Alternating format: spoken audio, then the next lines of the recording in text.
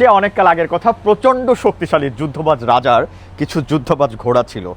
রাজা ঘোড়ার পাশাপাশি গাধা পুষতে পছন্দ করতেন, কিন্তু যখন রাজা ঘোড়ার আস্তাবলে যেতেন তখন ঘোড়ারা ততটা সম্মান না করলেও গাধাগুলা রীতিমতো পা চেটে দিয়ে সম্মান করতো, বলতো মহারাজা আপনার ডাকে পুরা রাজ্যের সবাই কাঁপে। রাজাকে বেশ তোষামত করতো গাধারা, আর রাজা বেশ খুশিও হতেন। মন্ত্রীরা এটা লক্ষ্য করার পরে দেখলেন, না, ঘোড়া থেকে গাধারাই তো মন্ত্রীদেরকেও বেশি সম্মান করে।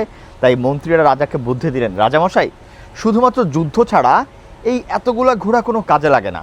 এরা শুধুমাত্র যুদ্ধের সময় কাজ করে, বাকি সময় এরা ঠিকমতো সম্মানও করে না।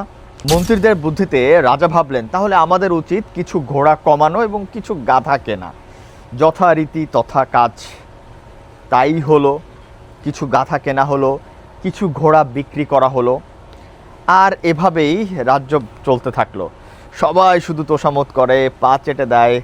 রাজারও দিন খুব ভালো যাচ্ছিল, কিন্তু সমস্যা হলো সেদিন যেদিন পাশের রাজ্য আক্রমণ করলো। রাজা তখন যথারীতি হুঙ্কার দিয়ে বলল, যুদ্ধের জন্য প্রস্তুত হও। ঘোড়ার সংখ্যা কম, তাই গাধাদেরকেও যুদ্ধে নেওয়া হলো। গাধারা যুদ্ধে অংশগ্রহণ করলো। যথারীতি যুদ্ধ শুরু। শক্তিশালী ঘোড়া, যুদ্ধবাজ ঘোড়াগুলো না থাকাতে গাধাদের দিয়ে যখন সেই কাজ করানো শুরু হলো, তখন গাধারা ভয়ে পিছন দিকে চলে আসলো। যথারীতি সৈন্যরাও মারা পড়লো, আর রাজাও বন্দী হলো। তখন নতুন রাজা বিদ্রূপের সুরে বলল, যুদ্ধবাজ রাজা ছিলে তুমি, তোমার ভয়ে অন্য সব রাজ্যের রাজারা থাকতো তটস্থ, তুমি কিনা হেরে গেলে আমার কাছে। বলো হে নির্বোধ রাজা, কি ছিল তোমার ভুল? তখন রাজাও ভুল বুঝতে পারলো। রাজার প্রকৃত ভুল সেদিনই হয়েছিল যেদিন শক্তিশালী যুদ্ধবাজ ঘোড়াগুলোকে অবমূল্যায়ন করে বিক্রি করে দিয়ে কেনা হয়েছিল কিছু অপ্রয়োজনীয় তোষামতকারী গাধা।